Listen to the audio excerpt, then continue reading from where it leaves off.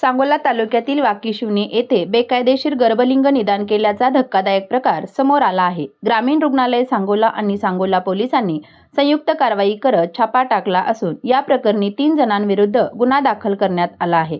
ग्रामीण रुग्णालयाचे वैद्यकीय अधीक्षक तथा PCPNDT कायद्याअंतर्गत समुचित प्राधिकारी डॉक्टर अरविंद एस गिराम यांना मिळालेल्या गोपनीय माहितीच्या आधारे 5 ऑगस्ट 2026 रोजी वाकीशिवणी येथे एका घरावर छापा टाकण्यात आला।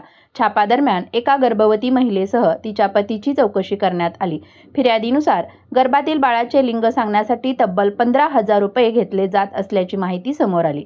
कारवाई दरम्यान घटनास्थळावरून USG probe, mobile phone, charger आणि इतर साहित्य जप्त करण्यात आले। हे साहित्य गर्भवती महिलांची बेकायदेशीर सोनोग्राफी करण्यासाठी वापरले जात असल्याचा संशय व्यक्त करण्यात आला आहे।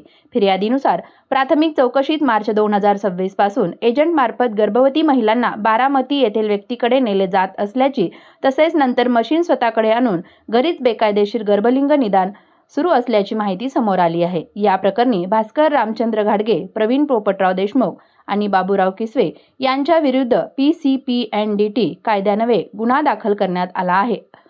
सांगोला पोलीस पुढील तपास करत आहेत।